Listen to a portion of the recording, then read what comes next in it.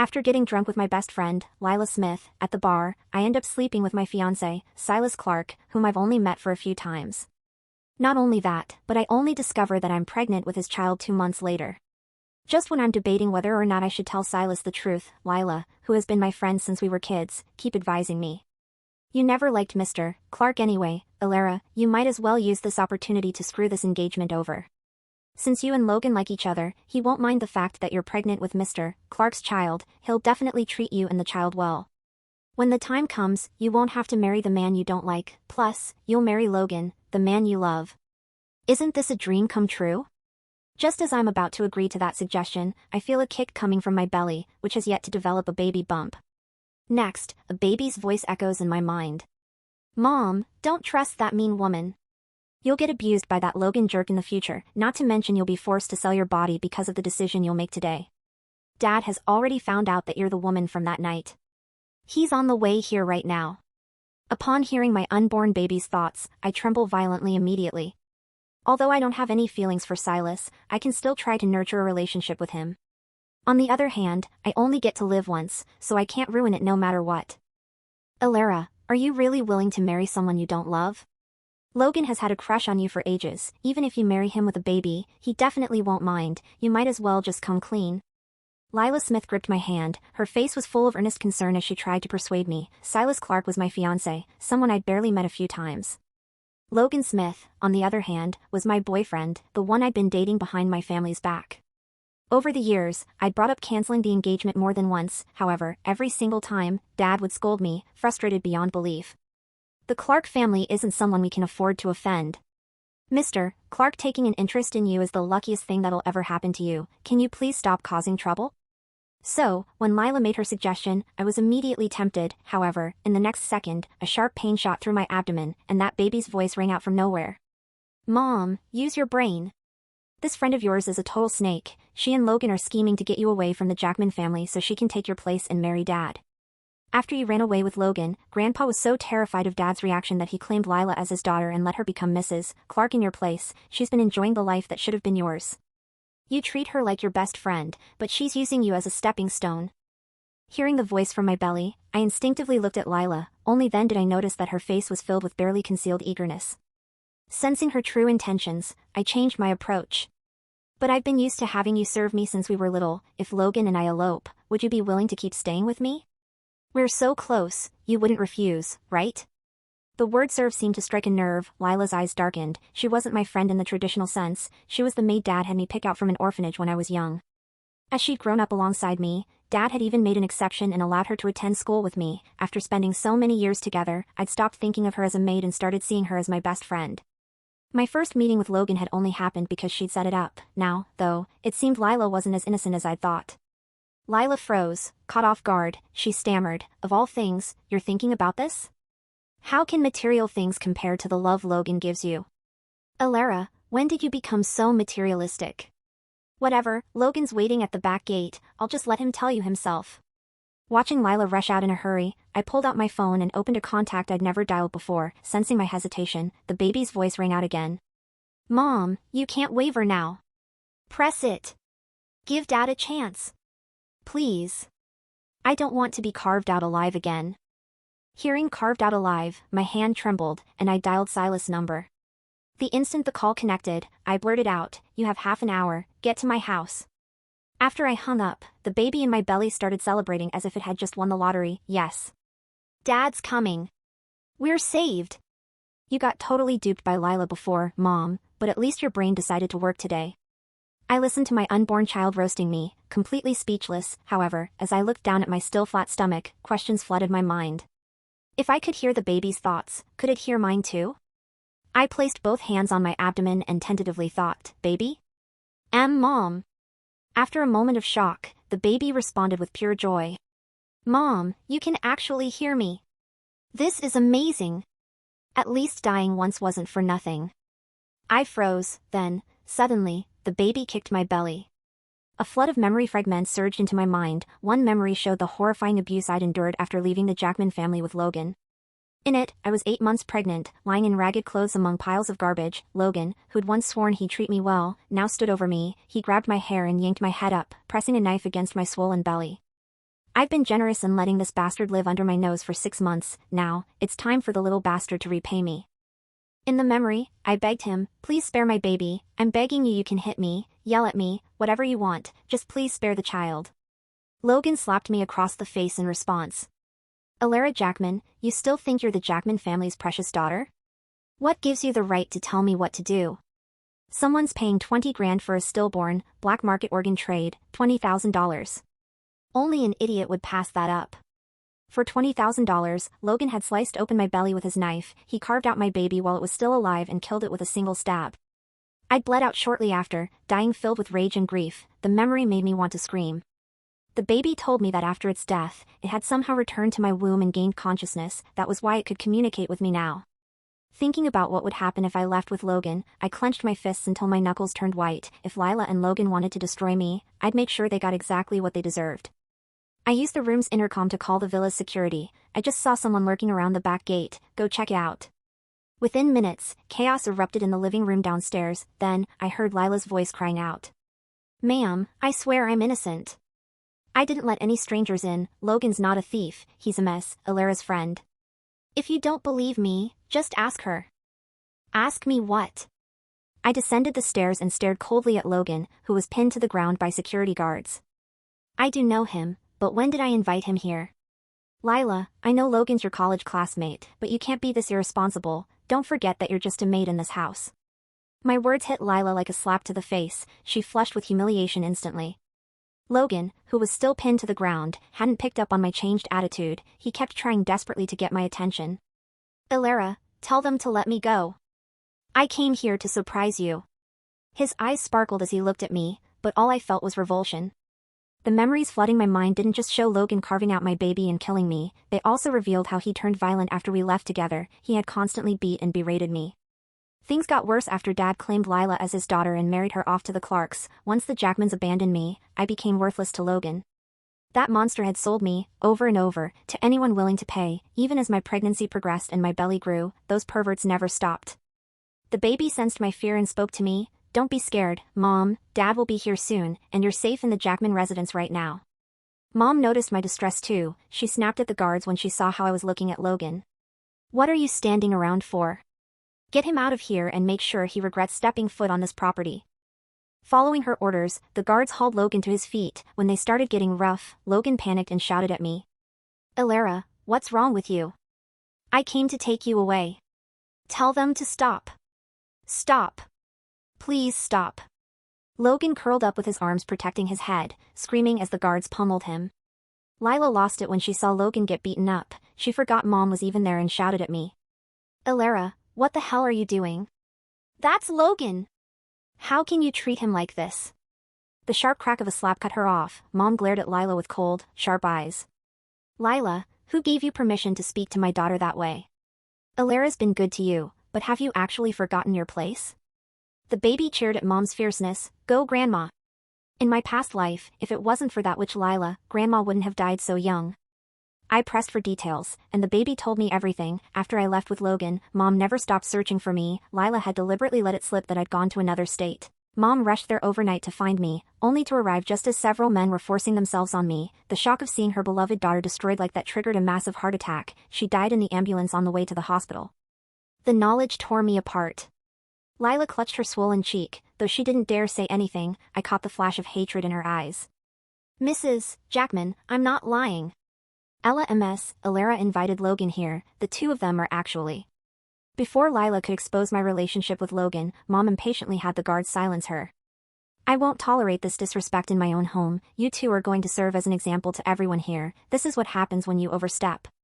The guards forced both of them to kneel in the villa's courtyard, just as Mom prepared to make an example of them. Dad burst through the door in a rush. Honey, what's going on? When Dad appeared, Mom immediately explained everything that had happened. Dad, who'd always doted on me, waved his hand dismissively. It's such a small matter, why make such a scene? You guards, let them go right now. If word gets out, the media will twist this into some scandal about the Jackmans.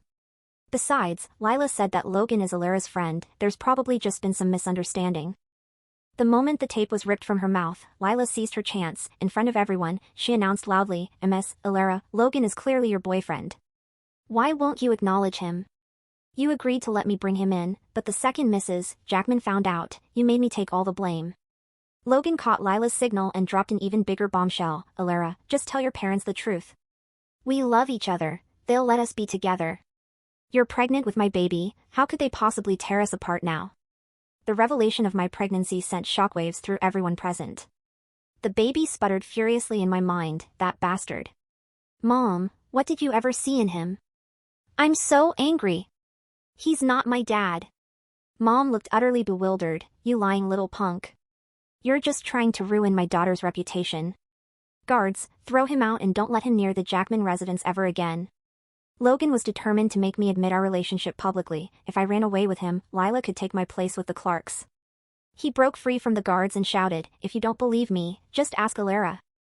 Ask her if she's pregnant. Lyla fanned the flames. Ms. Alara, the pregnancy test is still in your bathroom trash bin, stop hiding it. Dad turned toward me. Alara, is what they're saying true? Are you actually pregnant? With everyone staring at me, I knew lying would be pointless. I nodded calmly despite the baby's wailing protests. Yes, I'm pregnant. Both Lyla and Logan looked triumphant. Logan even dropped to his knees in front of my parents, making promises. Mr. and Mrs. Jackman, don't worry. I'll treat Alara well from now on, I'll never let her suffer. I can give you $80,000, if that's not enough, I'll make it $100,000. I nearly laughed out loud at the sum. Mom actually did laugh, mockingly. 100,000? Alara's weekly allowance is more than that. And you have the nerve to say you won't let my daughter suffer? Let me make this clear, you will never marry my daughter, dream on. However, Dad seemed like a completely different person. Shut your mouth. You have no right to talk. Look at what kind of daughter you've raised, pregnant out of wedlock. Do you know how humiliating that is? And she's already engaged to Silas Clarke, this ruins everything. Mom stared at him in disbelief, she shoved him, and her voice broke as she said, what are you saying? How can you talk about our daughter like that? Dad pushed her away irritably, he was quiet for a long moment before speaking again. Since Alara's already carrying Logan's child, we might as well settle things between them, otherwise, if this scandal gets out, it'll only shame the Jackman family. As for the Clarkes, we'll just have Lyla marry into the family in Alara's place. Just as everything seemed to be heading down the same path as my previous life, the villa's front doors suddenly burst open. My fiancé will only ever be Alara, and my child isn't going to call some other man dad. The heavy mahogany doors slammed against the walls with a deafening crack. Silence instantly descended upon the living room, choking the breath out of everyone present. Standing in the entryway was Silas Clarke. He was dressed in a pristine, charcoal-gray bespoke suit, his tall, imposing figure casting a long shadow across the marble floor. His sharp, aristocratic features were set in stone, but his dark eyes burned with an icy fury as they swept the room, finally locking onto me. Dad, the baby in my belly squealed, doing a literal somersault. He's here. Oh, look at him, Mom. He's so handsome I could cry, we hit the jackpot. I let out a breath I hadn't realized I was holding. The sheer dominant aura radiating from Silas made the air in the room feel thin. Dad was the first to snap out of his stupor, the color drained from his face as he stumbled forward, his previous arrogance vanishing into thin air. And Mr. Clarke. What brings you here so suddenly? We were just dealing with some minor family discipline. Minor? Silas's voice was dangerously quiet, smooth like silk sliding over a blade. He walked past Dad as if he were nothing but thin air, coming to a halt right in front of me. His intense gaze scanned me from head to toe, pausing for a fraction of a second on my flat stomach before meeting my eyes. You took your sweet time calling me, Alara. I swallowed hard, my throat dry. I wasn't sure. Silas raised a hand, his long fingers gently brushing a stray lock of hair behind my ear. The intimacy of the gesture made the entire room gasp. I told you that night, whatever happens, I take responsibility. Did you really think I'd let my flesh and blood call some gutter trash Dad? Logan, still kneeling on the floor, turned purple with indignation. What the hell are you talking about? Alara is my girlfriend. That baby is mine. We've been together for 2 years. Silas finally shifted his gaze to Logan. The look of utter disgust on his face was akin to looking at a cockroach. Silas snapped his fingers. Immediately, his assistant, who had followed him inside, stepped forward and tossed a thick manila folder onto the glass coffee table. Glossy photographs spilled out, completely visible to everyone. 2 months ago, August 14th, the Azure Hotel, Presidential Suite 808, Silas stated, his tone dripping with disdain. I was drugged by a business rival. Alara accidentally entered my room. I have the security footage, the hotel logs, and the medical report from the private physician who examined me the morning after. He took a step toward Logan, his leather shoes clicking ominously on the floor. And you, Logan Smith, you spent that exact same night in a cheap motel on 4th Street with a blonde escort. Would you like me to pull the receipts for that, too? Logan's face lost all color. He scrambled backward, shaking his head. No, that's impossible, Lyla told me. Shut up! Lyla shrieked, her face pale with terror. She scrambled forward, trying to grab Silas's pant leg, but his bodyguard instantly kicked her back to the ground. Mr. Clarke, there's a misunderstanding. Lyla cried, her eyes brimming with fake, pitiful tears. Alara has been lying to you. She's been seeing Logan behind your back. Even if she slept with you that one night, she's dirty. She doesn't deserve to marry into the Clarke family. I would never treat you like that. I would be a much better wife. The sheer audacity of her words left Mom trembling with rage. You ungrateful little wretch. After everything the Jackman family has done for you. But before Mom could intervene, Dad suddenly stepped in front of Lyla, shielding her. Mr. Clarke, please don't be angry, Dad said nervously, wiping sweat from his forehead. Lyla has a point. Alara's reputation is ruined now. The media will have a field day with this Logan scandal, but the engagement between our families can still hold. Lyla is a good, pure girl. I can formally adopt her. She can marry you instead. The baby in my womb let out an ear-piercing scream. Mom! Don't let him get away with this. Grandpa isn't just favoring her because he's an idiot. Lyla is his biological daughter. He had an affair with her mother, who was a maid at his old estate. He's been secretly funneling Jackman Company funds to buy Lyla properties for years. My blood froze. A wave of sheer, unadulterated nausea washed over me. All those years, Dad forcing me to treat Lyla as an equal, Dad excusing Lyla's mistakes, Dad scolding me whenever I complained about her overstepping, Dad being so eager to throw me under the bus and give my engagement to a maid. It all made sickening sense now. I looked at my mother. She was staring at Dad in sheer bewilderment, trying to comprehend why her husband was so desperately protecting a servant over their own flesh and blood. Mom's family, the Vanderbilts, had provided the capital for the Jackman Group. Dad had married into his wealth. Dad, I said, my voice eerily calm, cutting through the tension, why are you so eager to push a maid into the Clarke family? Is it really to save our family's face, or is it because you want your illegitimate daughter to secure her future? The silence that followed was absolute. Dad's eyes bugged out of his head. What nonsense are you spouting? Are you insane? Mom whipped her head around to look at me, her lips trembling. Alara, what did you just say? I didn't back down. I pointed a finger straight at Lyla, who was now shivering on the floor. I'm saying that Lyla isn't an orphan we sponsored. She's your husband's bastard child. He's been using Vanderbilt money to raise his mistress's daughter right under your nose. Mom, he brought her here to steal my life. You lying bitch. Lyla screamed, dropping her innocent act entirely. You have no proof. Oh, I think she does, Silas drawled smoothly. He gestured to his assistant again. I had my people do a thorough background check on everyone surrounding my fiance. It seems Mr. Jackman purchased a $3 million penthouse under Lyla Smith's name just last month. Furthermore, the orphanage records were heavily doctored by Mr. Jackman's personal secretary 15 years ago. Silas looked at Dad, his eyes devoid of mercy. A simple DNA test will clear this right up, won't it, Arthur? Dad's knees buckled, he collapsed onto the sofa, his face buried in his hands. He didn't even try to deny it. The evidence was insurmountable, and facing Silas Clarke, he knew he was completely destroyed. Mom staggered back, clutching her chest. In my previous life, she had died of a heart attack induced by the trauma of seeing me destroyed, but this time, I was safe, and the shock was pure, unfiltered rage. I rushed to her side, supporting her weight. Mom, breathe, don't let this scum ruin your health. Mom took a deep, shuddering breath. When she looked up, the loving, gentle woman was gone, replaced by the ruthless heiress who had built an empire. Arthur Jackman, Mom said, her voice dropping an octave, you brought your horse child into my home, you made my daughter eat, sleep, and play with your bastard, and today, you tried to sell my daughter out to elevate her. Martha, please, Dad begged, reaching for her. Don't touch me. Mom snarled, I own 65% of the Jackman Group shares, the house is in my name, you have until tonight to pack your pathetic belongings and get out, you're getting nothing in the divorce, I will bleed you dry in court. She turned to the guards, who were standing by in stunned silence. Throw Arthur Jackman, his bastard daughter, and this street trash Logan out. If they resist, break their legs. Wait. No. Mrs. Jackman, please. Logan sobbed, crawling toward me. Alara, I love you. I was just confused. Lyla put me up to this. She promised me $1 million if I helped ruin your reputation so she could take your place. Logan, you worthless piece of shit. Lyla shrieked, lunging at him and clawing at his face. I'll kill you. The guards didn't hesitate this time. They grabbed Logan and Lyla by their hair, dragging the thrashing, cursing pair out the front doors. Two more guards practically lifted my father by his armpits, hauling him away as he blubbered and begged for forgiveness. Within minutes, the living room was empty, save for me, Mom, Silas, and his men.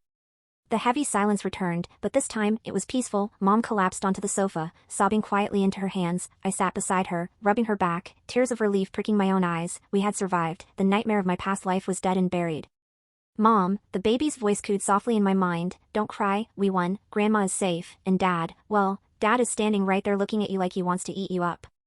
I choked on a sob, shooting a flushed glance at Silas. He dismissed his men with a wave of his hand. Once we were alone, he walked over and crouched down in front of me, ignoring the expensive fabric of his suit. He pulled a pristine white handkerchief from his pocket and gently dabbed the tears from my cheeks. I'm sorry I was late, he murmured, his deep voice wrapping around me like a warm blanket. You weren't late, I whispered, looking into his dark eyes. You were right on time. I've been looking for you, Silas confessed, his gaze softening in a way that made my heart skip a beat. When I woke up that morning, you were gone. I searched the entire city. When I finally found out it was you, my own fiance, I wanted to approach you, but I knew you had been trying to cancel the engagement. I thought you hated me. He placed a large, warm hand over my flat stomach. A jolt of electricity shot through my skin. When I got your call, when I heard you were pregnant. I've never driven so fast in my life. See, the baby cheered. I told you Dad was the best. You've got a massive upgrade, Mom. I couldn't help but let out a watery laugh. Silas looked at me, a small, genuine smile gracing his lips. Will you come home with me, Ilera? Let me protect you, both of you. I looked at Mom. She wiped her eyes, giving me a firm, encouraging nod. I turned back to Silas, placing my hand over his. Yes, I will. The next 3 months passed in a blur of vengeance and healing. Moving in with Silas was the best decision I ever made. The Clarke manor was a fortress, and Silas treated me like I was made of spun glass. Every craving, every mood swing, he handled with an infuriatingly calm grace. He was fiercely protective, utterly devoted, and as the baby grew in my belly, so did my feelings for him. My past life felt like a distant, feverish nightmare, but I never forgot the monsters who put me there. Mom was a woman of her word. The divorce proceedings were swift and merciless. Dad had grown complacent over the years, thinking he was the master of the house, but Mom had retained all the veto power in the company. She froze his assets, locked him out of the corporate accounts, and leaked his embezzlement and infidelity to the board of directors.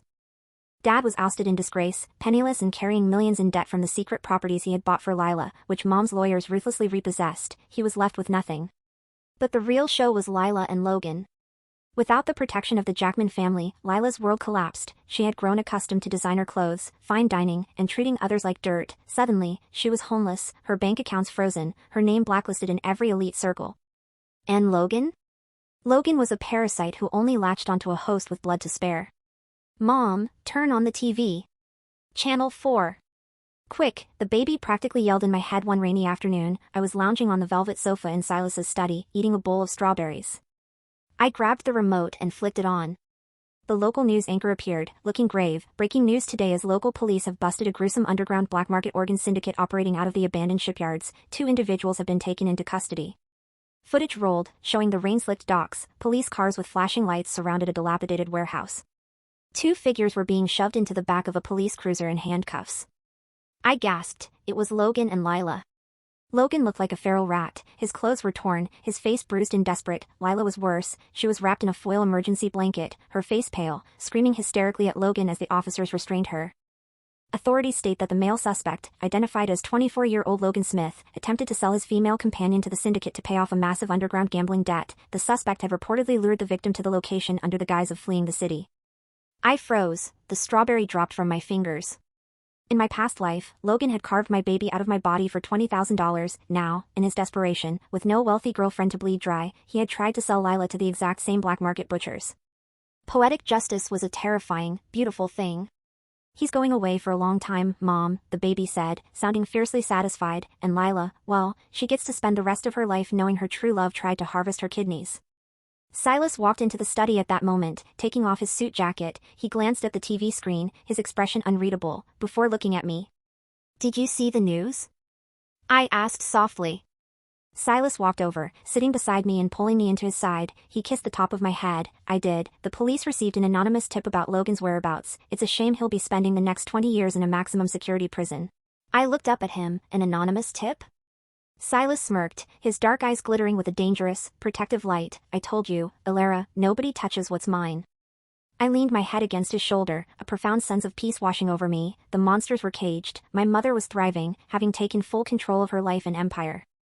I placed my hand on my swollen belly, feeling a strong, reassuring kick against my palm. We did it, I thought to the little soul inside me. We did, Mom, the baby replied, its voice thick with emotion. Now, you just have to focus on being happy. Oh, and tell Dad to stop buying me ugly pure gold rowels, I want the diamond ones. I burst out laughing, the sound echoing through the warm, sunlit room. Silas looked down at me, his eyes full of adoration, and pulled me into a deep, lingering kiss.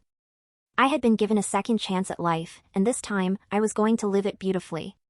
Spring arrived, bringing with it the blooming of the cherry blossoms and the final month of my pregnancy. My relationship with Silas had blossomed from a protective arrangement into a deep, all-consuming love. He wasn't just my savior, he was my partner in every sense of the word. We spent our evenings planning the nursery, our weekends walking the vast gardens of the Clarke estate, and our nights wrapped in each other's arms. Dad had tried to contact me a few times, leaving pathetic, sobbing voicemails from burner phones, begging for money or a place to stay. I didn't even bother listening to them before deleting. Last I heard, he was working as a dishwasher in a greasy spoon diner across town, barely scraping by to pay off his massive debts. As for Lyla, the trauma of nearly being butchered by Logan had broken her. She had been admitted to a state-run psychiatric facility, plagued by night terrors and paranoia, jumping at her own shadow. The slate had been wiped clean. The day my water broke, it was nothing like the terrifying, agonizing memories of my past life. I was in the Clarke Manor's private botanical garden. The moment I felt the sharp cramp and the rush of fluid, Silas was there. He didn't panic, he didn't hesitate, he scooped me into his arms, his jaw set in pure determination, and shouted for the medical team he had kept on standby for the past 3 weeks. Dad is fast, the baby cheered in my mind, even as I groaned through a contraction. Hold on, Mom. I'm coming out. Finally, I get to see the real world without a filter.